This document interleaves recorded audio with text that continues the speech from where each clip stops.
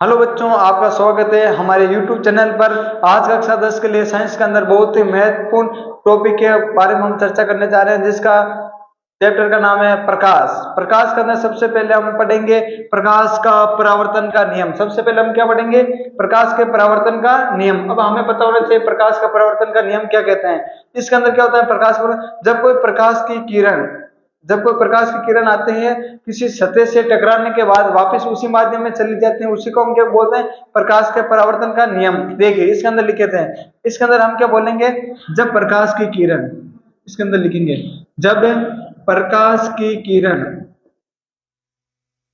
जब प्रकाश की किरण किसी सतह से टकराकर टकराकर वापिस उसी माध्यम में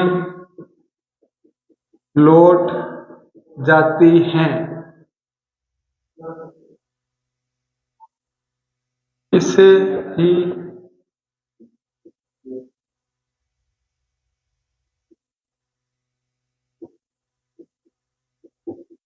परावर्तन का नियम कहते हैं। और आने वाली किरण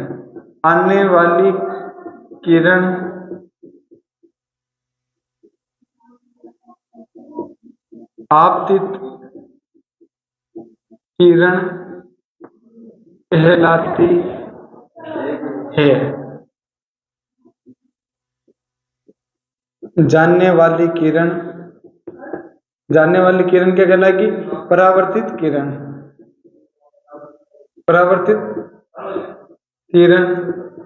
कहलाती है। ये आपको ध्यान रखना। इसके अंदर क्या कह रहे हैं? जब प्रकाश की किरण किसी सतह से टकराकर वापस उसी माध्यम में लौट जाती हैं, उसको हम क्या बोलते हैं? प्रकाश का परावर्तन का नियम कहते हैं। जो प्रकाश की किरण आती हैं उसी को तुम क्या बोलते हैं? आपतित किरण। जो टकराने के बाद वापस चले जाते हैं उसको बोलते हैं परावर्तित किरण। जैसे इसके अंदर डायग्राम बनने वाला ऐसा है। ये मेरे पास क्या एक सतह है, ये मेरे क्या है? सतह, पॉलिश की हुई सतह है। ये मेरे पास प्रकाश की किरण आ रही है, ये मेरे पास क्या गई? प्रकाश की किरण। आने वाले तो क्या बोलेंगे? आपतित किरण। ये आगे आने के बाद, टकराने के बाद वापस चली गई, चली जा रही है, उसको क्या बोलेंगे? परावर्तित किरण। क्या बोलेंगे इसको? परावर्तित किरण। ये मैंने लिख दिया परावर्तित किरण। हाँ, ये होता है प्रकाश का परावर्तन का नियम। अब इसके अंदर क्या होता है? एक अभिलंब भी होते हैं। इसके अंदर क्या होता है? एक अभिलंब भी होते हैं। ये चलो, अब देखो इसके अंदर प्रकाश के परावर्तन नियम के अंदर कुछ शर्तें हैं। क्या है? कुछ शर्तें हैं। क्या होते हैं? इसके अंदर आपतन कोण, क्या होता है? आपतन कोण वे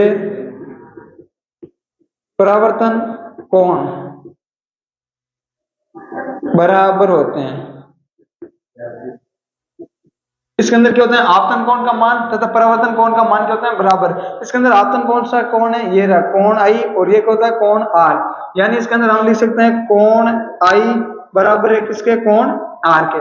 कोण आई बराबर क्या है? कोण आर। इसके अंदर दूसरा शर्त क्या है? इसके अंदर आपतित किरण